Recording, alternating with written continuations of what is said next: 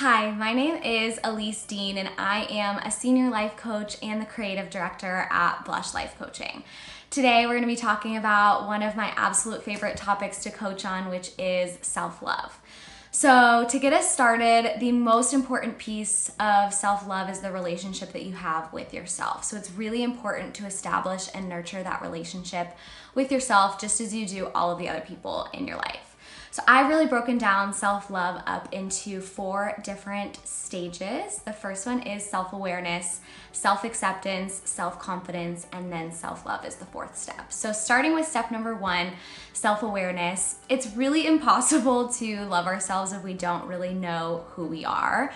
I think it's absolutely normal in life to have so many different responsibilities pulling us in so many different directions that we can kind of lose sight of ourselves during the process. So this step is really all about just getting back in touch with who you are, your beliefs, your values, your goals, your personality, all of that really great stuff.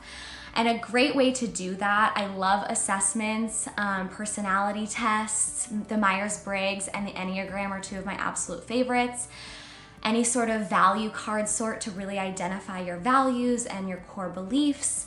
Any sort of self-help workbook or worksheets. I love the resource, The Happiness Planner. They have a plethora of worksheets that really focus on a different range of topics that all relate to just getting to know yourself better. So that's really what that first step of self-awareness is all about. The second step, self-acceptance, is all about just giving yourself grace, meeting yourself where you are, and really being kind to yourself.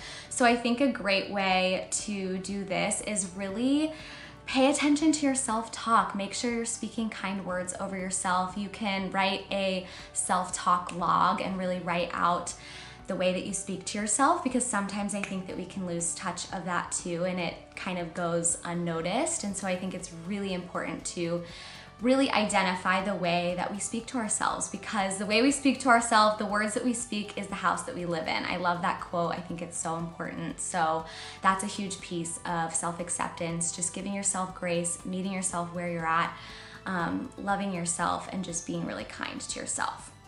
Step number 3 is self-confidence.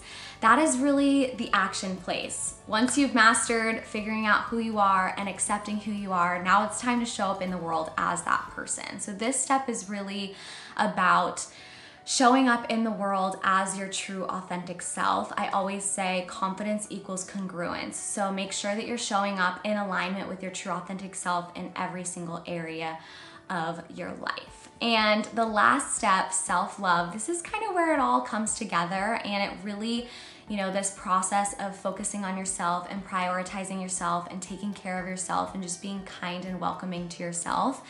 That's where it all falls into self-love, and it's kind of like a total change of mindset.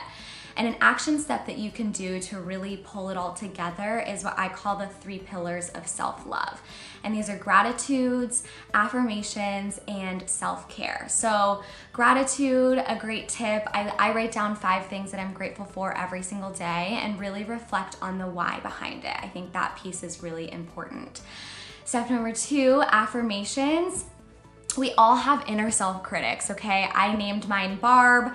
You can name yours to kind of externalize it. I love that tip.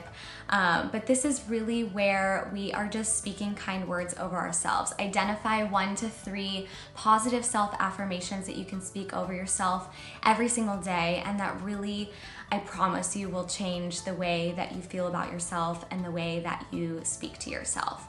And the last step is self-care. That I am like the self-care queen. I think it is so important. I really prioritize doing at least 1 item of self-care a day. I think a great way to start out self-care is to write a list of all the things that make you happy, make you feel good. Self-care should be a time where you can rest and reset and reflect and just take some time and space away from the world.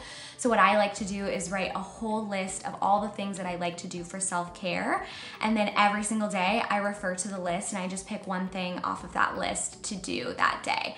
I like to do it where I start my day out with my gratitudes and affirmations and I end my day in self-care. But again, this is your process and you can do it however you want. It's gonna look different for everybody, but if you're having some hard times really coming up with affirmations or self-care activities, there are so many resources. You know, you can Google positive affirmations. Pinterest has so many great ones. I know Pinterest has like a 30-day self-care challenge or self-care bingo. So there's a lot of great resources to just really start this process. And I want to end it off by saying that this process of self-love is an absolute commitment to ourselves.